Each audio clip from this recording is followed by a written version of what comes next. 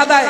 অনেকেই ইদানিং ফেসবুকে আমাকে সতর্ক করেন যে তুমি মনে করলেই কি মুজাদ্দিদ হয়? আমার কাছে আমার শায়েখ জামানার মুজাদ্দিদ, আপনার কাছে না হলেও চলবে। যে কথা বলতেছিলাম সেটা হলো, আমার শায়েখ পীরের ছেলে পীর হয় নাই। আমার শায়েখ দাদা নানা বেচা চলেন না।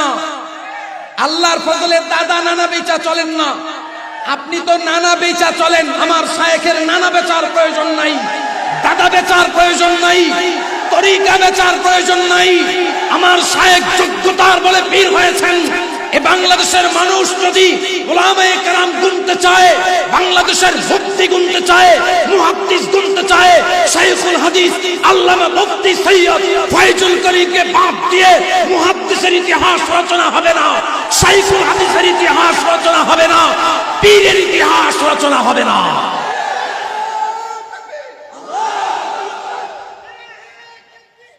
আপনি কি বলতে চান? শায়েখে চরমনাইকে বিভিন্ন রকম ফতোয়া ট্যাগ লাগাইতে চান আপনি? আপনার কাফের কাফের দোষ আছে, এটা আমরা সবাই জানি। আল্লাহ আপনাকেও সহি সমাজ দেন, আমাদেরকেও সহি সমাজ দান করেন। আমাদের শায়েখ ও মুর্শিদের মাকামকে আল্লাহ উভয় জাহানে আরো বুলন্দ করেন।